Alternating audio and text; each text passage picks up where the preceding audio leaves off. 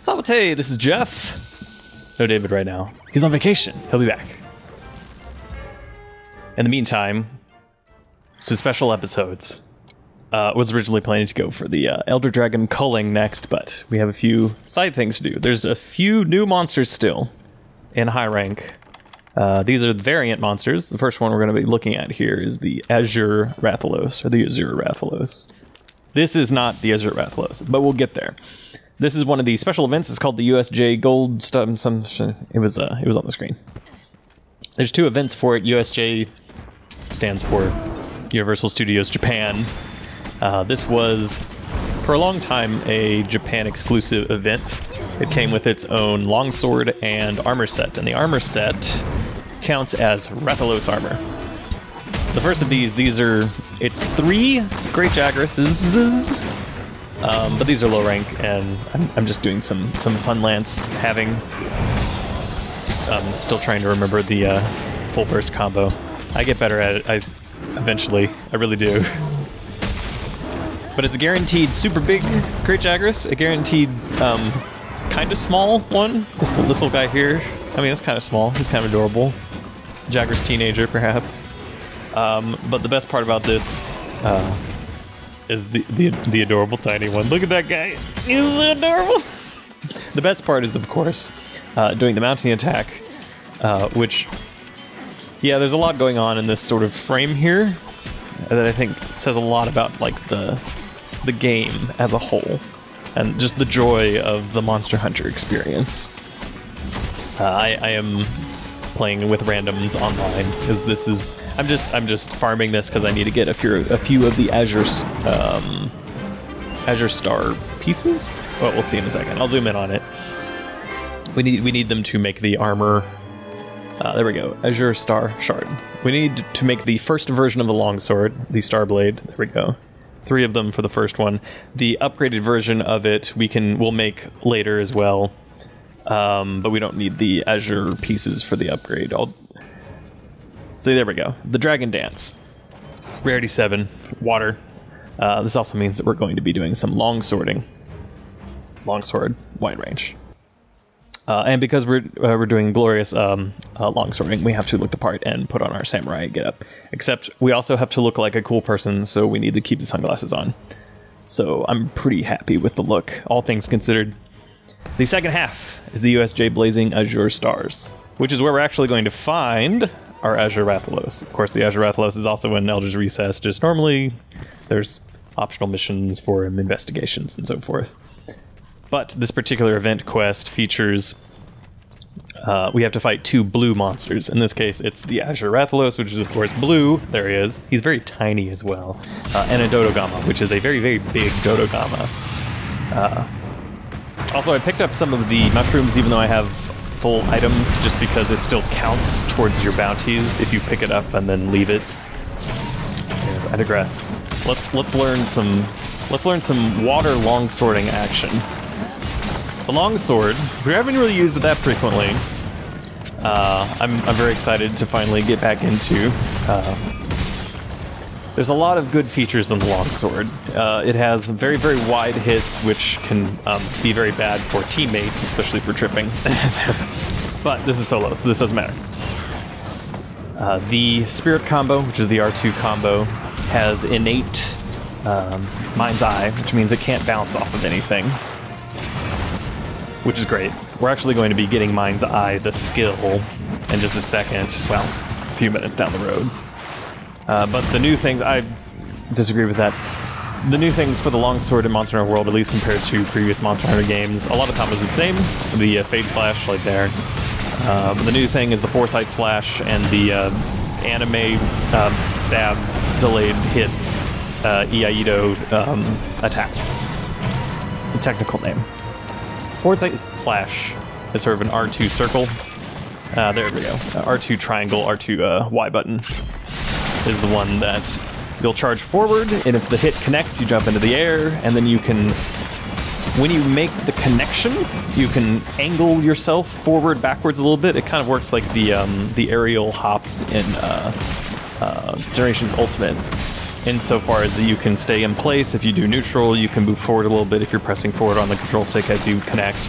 But if you do connect, you come down with a glorious helm splitter, sort of another Capcom thing, that does massive amounts of damage and is affected by the color of your spirit gauge, which in the upper left corner there, we see the red outline. The red interior is a separate thing, is the actual spirit juice, I guess. And you can see now the outline is orange because doing this Fate Slash attack into the overhead slam uses up a meter, so it downgrades your meter, so you have to build the meter up again to red. Red is of course the highest damage bonus for the longsword. It's a pretty complicated weapon as far as meter management goes. You can level up your gauge from blank to white, orange, red being the best, and then when you're at red, all of your attacks and spirit combos do the most damage, but also your the Y special does the most damage too.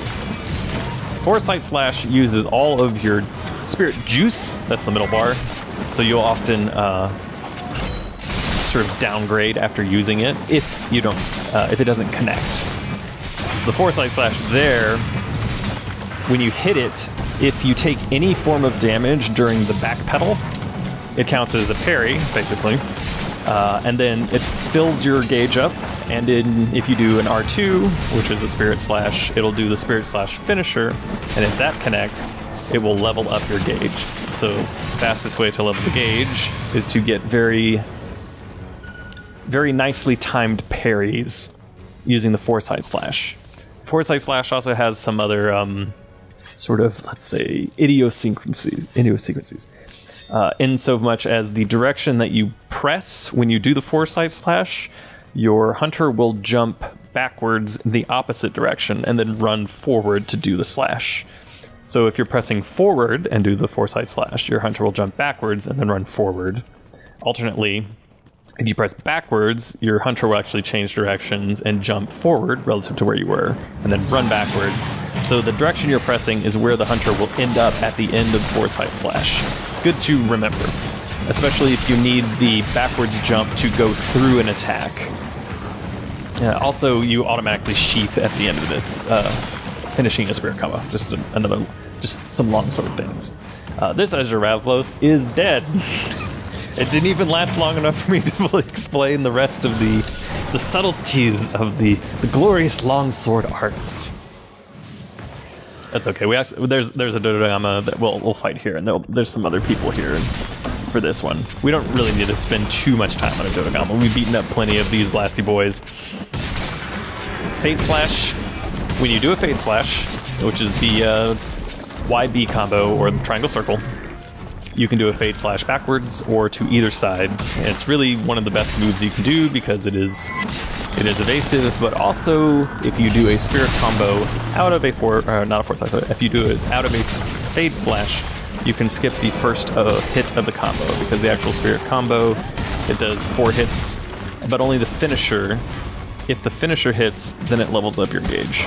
Only the finisher is important to level up the gauge. The rest of the combos do lots of damage, and as mentioned, they have Natural Mind's Eye, which means they will never bounce, ever, as long as you're doing the spirit combos. I'm very sad that the Dodo rolled the other way. So that's okay. We're back to yellow. We just need to level it up again. See, I've got my spirit juice, so I can just start doing a combo. 1, 2, 3, and then 4th one is the finisher, leveled up to red. Now is the best time to get a helm splitter. But also I'm wearing the bandit mantle, so a bunch of items are popping out of this guy. As a Fate Slash backwards, going into the second hit. At least it hit. As you're in the air, you can change the direction that the hit will come down on, and in sort of a 360, any direction you want it to go. Like I said, the direction that you're holding the stick as you connect with the Helm Splitter's first attack, the sort of thrust, will determine which, sort of like how far you're going in that particular direction. So neutral, straight up, forward, backwards, you can kind of angle it a little bit. But then the actual Helm Splitter part can go in any direction. So you can kind of point in the direction that the monster is going to be facing at the end, especially if you want to hit, its head, usually, is its weak point. And hey, look, I remembered that the Tail Rider was a thing. So, much later, we did a Rathapocalypse, if you will.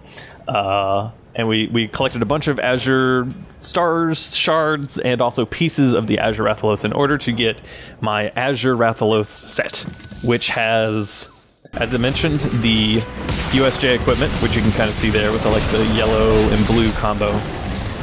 Mixing that with the regular Rathalos high rank parts and the Azure Rathalos parts, they all count towards the Rathalos set bonus, which is critical element and natural mind's eye ballistics. Now, we don't need ballistics for this particular hit, but we are going to be using it for the crit element, which means that the water on our sword will have the ability to do critical damage as well. Also, let's look at that beautiful foresight slash. Whoop. That's the only reason this Nergigon type footage is in there. So when we have the full Rathalos set on, we have weakness exploit, so that we get 50% affinity when we're hitting weak points. We have natural mind's eye, which means we'll never bounce, which our spirit combo doesn't do anyway. We have critical element, so that the water on the sword also has the ability to do extra bonus damage when we hit those crit spots, which is the little foresight slash. But we also have crit boost, which is a part of the set. Now, the crit boost skill improves the percentage bonus that crits do. So, affinity is crit chance in this game, which is pretty close to 100% if you're hitting weak points, especially with weakness exploit and so forth. Let's get another one of those foresight slash. Beautiful. I love it. It's so fun to get those. But the critical boost determines the amount of I'm sad that it missed. The amount of bonus damage that an actual crit does. By default, a crit is 25% extra damage over the hit. And as mentioned, this also includes the elemental damage portion too, because we have the critical element skill with our Rathalos set. But the crit boost skill has 3 different levels, and it can go from, I think, 15, 25, 35%? Something like that? No, it's like 25 to 35 to 45. Well, it tells you in the, it tells you what the actual bonus is, but you end up doing a lot more damage on the crits that you're hitting, and you should be hitting all the time anyways, because look at all those little pluses. Because of the natural affinity on the blade, plus the weakness exploit hitting the weak points on the actual monsters, which is usually the head, and can be some other things too, such dang it, missed. Very sad. The big Rathian, though. The Rathian is actually big enough that most of the time I was able to run through the middle of its legs, but that's okay. We have flash pods, this will be fine. We can ruin its face. Actually, I already had red gauge, but that's okay. Oh, now he's asleep. Okay. I know just the solution for this. Boop! Very sad that I still didn't get the explosions at the end there. Hey, what's that? That's a Teostra. Now, we haven't seen a Teostra yet, so let's consider this a preview for the Elder Dragon culling that is to come. I was very satisfied with the helm breakers I got at the end here. This is just some random co-op SOS with the longsword action with my fancy new longsword Rathalos set, which I was very happy to have. This one is not hitting the weak points, but it's good enough. And yes, the Huntsman is speaking German, because I changed it to German, because of reasons. Variety. Next time on Let's Play Monster Hunter, we're going to do something else. I did have a plan about how these things were going to go, but then we lost some... some footage was lost, / some power was lost at inconvenient times, so we had to reorder some stuff, especially to get around, vacation, and, David's on vacation, he's not available, and, there was, like I said, there's some just annoying drama with, power outages, which where we couldn't upload the things we wanted to upload. But I'm pretty sure that I'll do another solo video to cover the other variant monster that is in high rank for Monster Hunter World, which is the Black Diablos. So the Azure Rathalos, which I didn't even really talk about very much as far as how it fights, it's because it's another Rathalos, and I think there's too many Rathalos in Monster Hunter in general.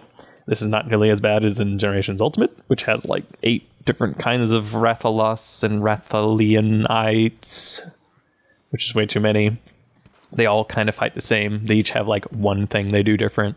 Azure Rathalos's thing it does different is it stays in the air most of the time, which can be annoying unless you just bring in 13 flash bombs, in which case it's even easier than a regular Rathalos because it almost never stays on the ground. It's always trying to jump up in the air and do sort of like swooping dive bomb attacks as if it was, you know, learning from Basil Juice, I suppose. But you can keep it locked down extremely easily, and it's very satisfying to use those to get 4 side slashes through those very familiar Rathalos attacks, like the little tailspin, the little 360, 180 tailspin twice in a row, or the bites and the run forwards and the roar followed by instantly jumping into the air with a fireball, which is kind of the Rathalos's thing. So there's a variant, although it's technically considered a different monster in the sort of like ecology of the game. We will be going after Black Diablos next time, and I have a special build for that one too. So if you enjoyed listening to this, or listening to me, and sometimes David's here too, talk about video games, you can support us on Patreon, and you can also support us on the other ways that you normally do on YouTube, liking and commenting, subscribing, all of that fun stuff. Thank you for watching. Monster Hunter World.